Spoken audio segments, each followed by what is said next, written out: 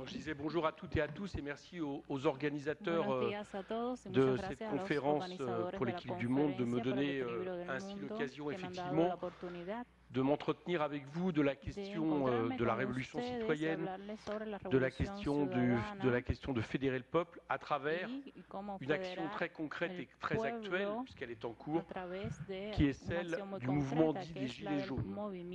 Alors je suppose que vous avez tous vu ces images, parce qu'elles ont fait le tour du monde, souvent résumées à des violences urbaines de ces manifestants français habillés donc de gilets jaunes. J'en ai amené un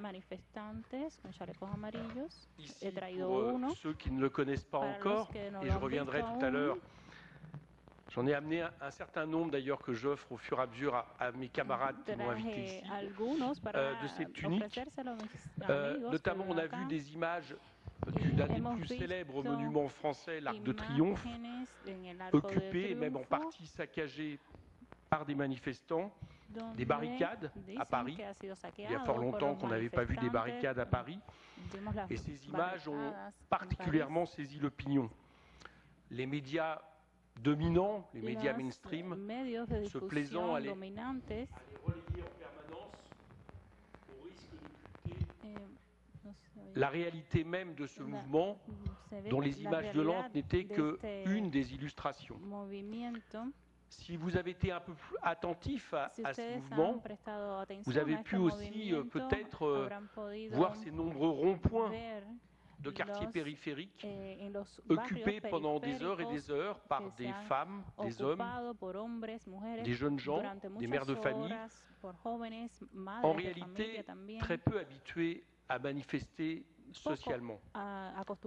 Ils ont fait des blocages, filtré les voitures, beaucoup discuté, ont beaucoup parlé entre eux.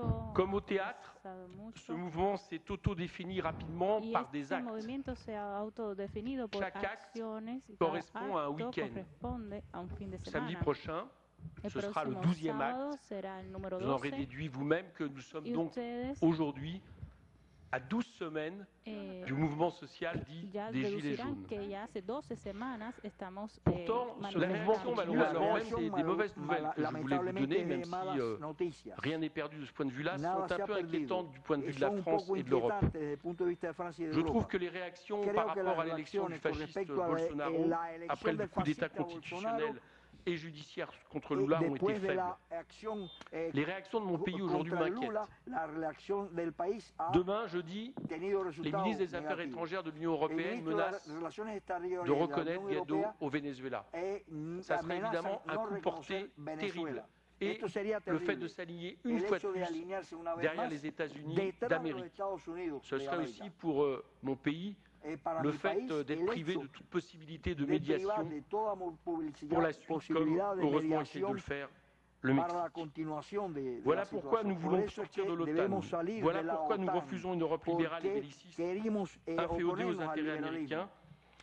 Voilà pourquoi aussi j'ai tenu à venir le dire ici dans un moment particulier, puisque nous savons que Cuba est aussi menacé par le renforcement du blocus américain et que je compte bien utiliser mon poids de parlementaire pour le dénoncer ici et en France.